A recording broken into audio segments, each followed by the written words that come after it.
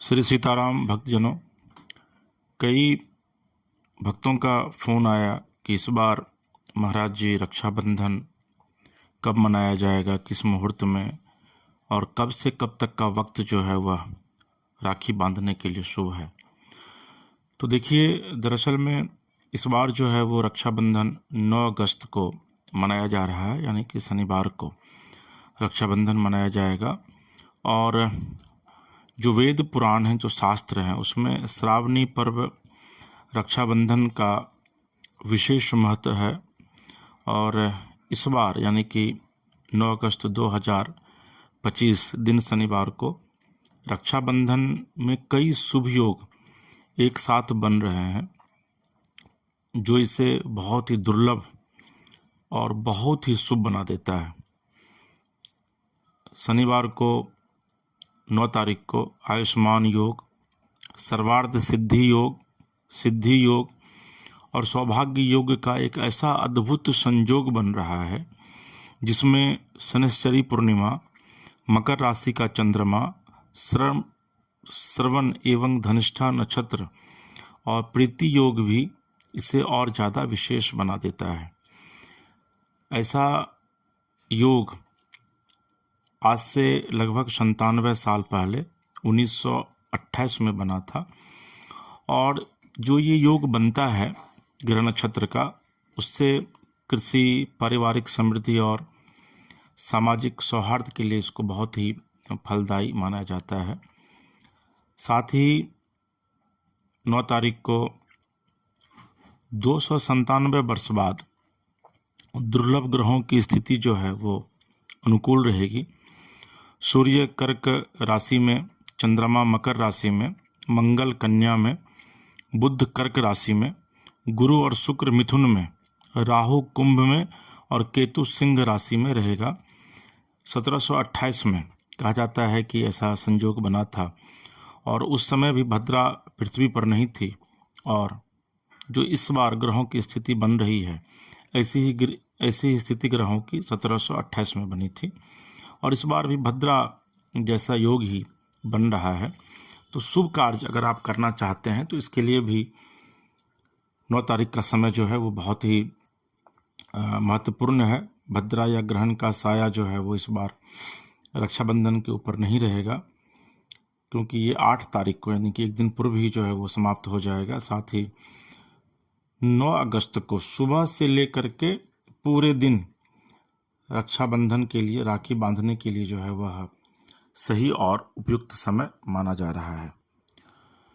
श्रावण माह की पूर्णिमा तिथि जो है वो इस बार 8 अगस्त यानी कि शुक्रवार को 2:12 दोपहर से दिन में शुरू होगी, जिसका जो है वो समापन 9 अगस्त शनिवार को दोपहर के 1:24 पर है। और अगर आप उदय तिथि को मानते हैं, चूँकि जो हिंदू पंचांग है उसमें उदय तिथि को माना जाता है, हम लोग उदय तिथि को ही मानते हैं, तो उसके अनुसार 9 अगस्त को भद्रा रहित रक्षाबंधन पर्व मनाया जाएगा। और अलग अलग जो गुरु महाराज हैं वो लोग भी अपनी अपनी बातों को अलग अलग तरीके से रखते हैं, लेकिन 9 तारीख का जो दिन है वो इस बार बहुत ही शुभ दिन है। और आप कोशिश कीजिए कि रक्षाबंधन का पर्व जो है वो आप सुबह जब जगते हैं 9 तारीख को, तो स्नान ध्यान करके और बहन के हाथ से, या फिर जिनको बहन नहीं है वो भगवान के ऊपर चढ़ा करके और फिर उसको बांधिए। लेकिन कोशिश यह कीजिए कि आपके जो आराध्य हैं, सबसे पहले अपने आराध्य का सुमिरन कीजिए, उनके पास एक रक्षा सूत्र जो है वो रखिए, और उसके बाद उनको बांधने के बाद या उनको चढ़ाने के बाद फिर जो है वह आप खुद भी बांध सकते हैं, आप किसी दूसरे से बंधवा भी सकते हैं, क्योंकि रक्षाबंधन कई महीनों में महत्वपूर्ण माना जाता है। साथ ही अगर आप अपनी बहन से राखी बंधवा रहे हैं तो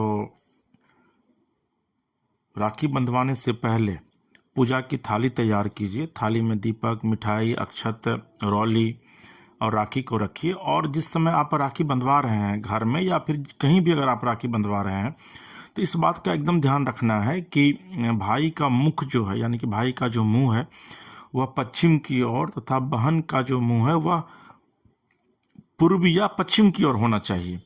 राखी बांधते समय आप जब भी बहन से अपनी कलाई पर राखी बांधिए, या जो भी बहन हैं, जो भी माताएं हैं, वो अपने भाई को अगर राखी बांधती हैं तो भाई की कलाई पर 3 गांठ बांधनी चाहिए। ये गांठें जो हैं वो प्यार, सुरक्षा और कमिटमेंट का जो है वह प्रतीक होता है कि बहन के प्रति भाई का प्यार बना रहे, बहन जो है वो भाई जो है वो बहन की सुरक्षा करे, रक्षा करे, और बहन के प्रति एक कमिटमेंट हो। और आप जब कभी रामायण पढ़ेंगे तो उसमें भी यह कहा गया है कि माँ सीता जो है वो जब रावण माँ सीता के पास आते थे तो माँ एक खर जो है वो जमीन का जो होता है उसको उठा करके और ऐसे हाथ में दाहिने हाथ से अपने और जो है वो रख लेती थी रावण की तरफ करके, और मुंह जो है रावण की तरफ नहीं देखती थी। वो इसीलिए है क्योंकि माँ जो है वो भूमि पुत्री है, और तो भूमिजा उसको कहा जाता है, तो वो उनका भाई है।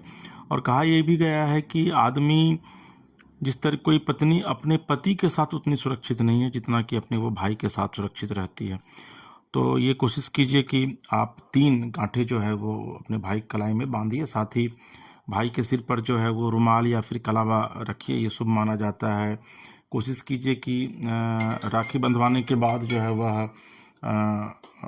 भाई अगर आपसे बड़ा है तो फिर भाई का पैर छू करके आशीर्वाद लीजिए, अगर बहन बड़ी है तो फिर बहन का पैर छू करके आशीर्वाद लीजिए, और जो भी आपका सामर्थ्य है उस अनुसार आप गिफ्ट दीजिए, धन दीजिए। और जैसा मैंने आपको बताया कि इस तरीके से आप रक्षाबंधन मनाइए, और फिर देखिए कि प्रभु की कृपा जो है वो किस तरीके से आपके ऊपर बनी रहती है। साथ ही अगर बहन भाई को जो है वो तिलक कीजिए, और तिलक करने के बाद अक्षत का प्रयोग जो है वह कीजिए तिलक में, और जो तिलक आप लगाती हैं अपने भाई को तो उसके ऊपर में जो है यह कोशिश कीजिए कि अक्षत जो है वह उस पर लगाएं। और कोशिश यह कीजिए कि अगर लाल या पीला वस्त्र उस दिन अगर आप भाई बहन पहन सकते हैं तो ये बहुत ही शुभदायी होगा, फलदायी होगा। तो भक्तजनों, आपको ये कैसा लगा? आप यूट्यूब जो हमारा है मानस कथा रामायण, इसको सब्सक्राइब कीजिए, लाइक कीजिए, शेयर कीजिए, कमेंट बॉक्स में जाकर कमेंट कीजिए, और प्रभु की कृपा आपके और आपके पूरे परिवार पर बनी रहे, और आप अच्छे तरीके से रक्षाबंधन के इस पर्व को मनाइए। श्री सीताराम।